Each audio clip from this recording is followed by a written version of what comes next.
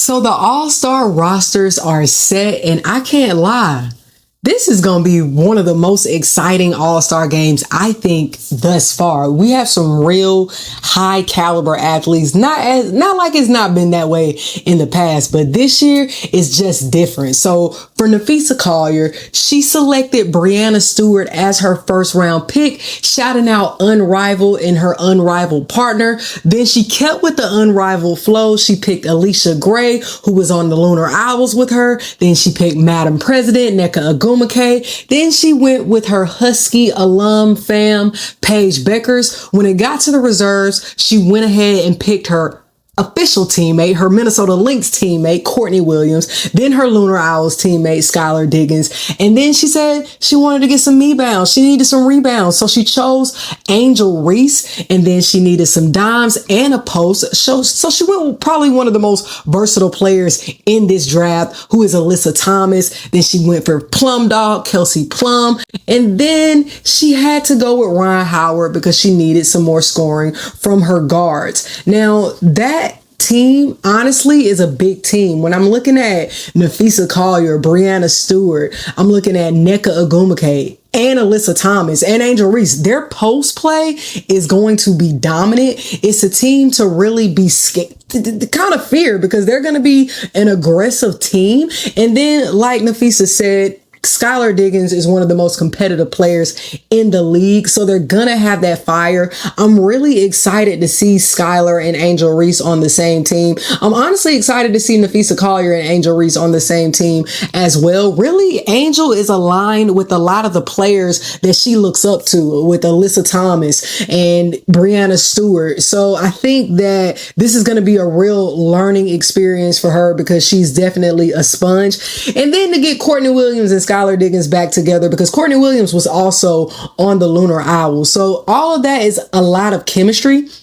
Something that hasn't been done since, I believe, 2019 was a coaching trade. Caitlin Clark opted to trade Coach Cheryl Reeve for Sandy Brondello. Now, when I first heard that Cheryl Reeve was about to be Caitlin Clark's coach, I thought that was interesting, because those are two different. I don't see Caitlin Clark as a Cheryl Reeve player. And I think in so many words, Caitlin kind of said that herself, because Caitlin wants to have fun. She wants to shoot a lot of threes, run and gun. And Napheesa Collier is her player. She's used to Cheryl Reeve. She understands what she wants from a team and her players. Even if this is the All-Stars, Cheryl, she gonna want to win. She's gonna want to win. And I feel like Caitlin Clark would have frustrated her in a lot of moments. So I feel like, for the sake of personality, I think Caitlin Clark made a great decision. Now let's go through Caitlin Clark's roster, because honestly,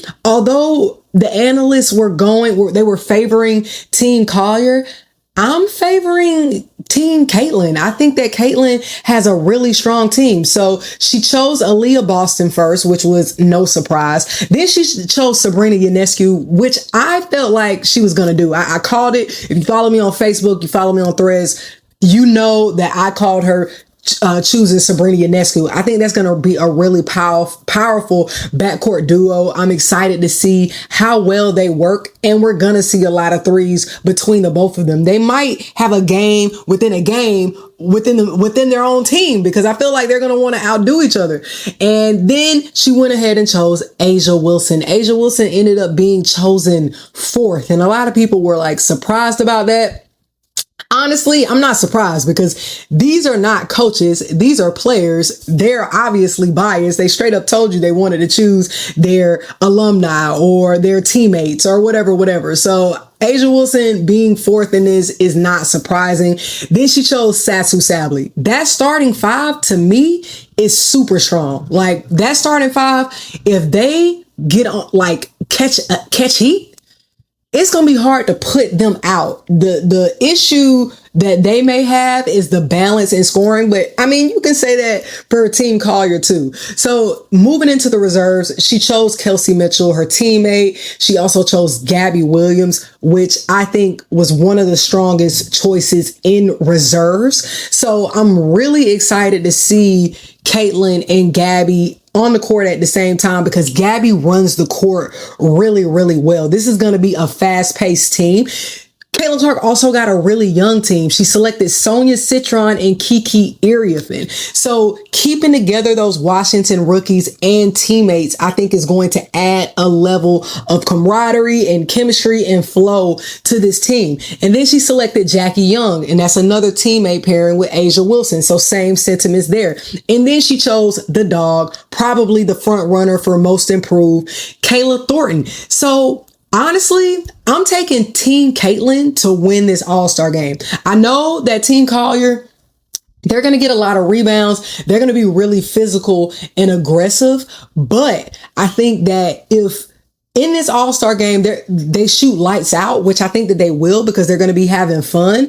And you play your best basketball when you're having fun. And then they have Sandy Brondello, which I think she's the happiest coach in the league. On top of just her personality, just being like a springy type person. She's also Australian. And I mean, she's a reigning champ coach. So I think that she has a lot to be happy about. She allows her team to play free. She's used to Sabrina Ionescu, and Caitlin Clark is very similar to Sabrina. So she's probably already used to a player like Caitlin Clark. So I think that Team Caitlin is going to work out really well. They're going to take a lot of shots. They're going to be exciting to watch. They're going to run the floor really well.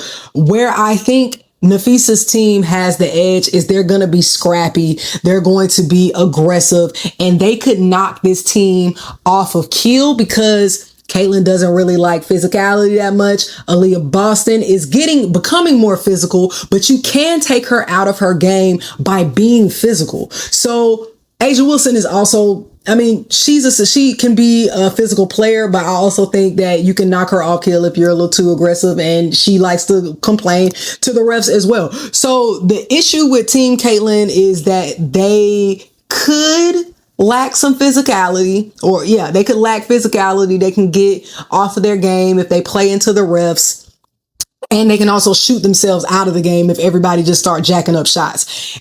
Team Collier is going to be able to get those easy buckets. They're going to get the points around the rim. They're going to have the rebounds on lock.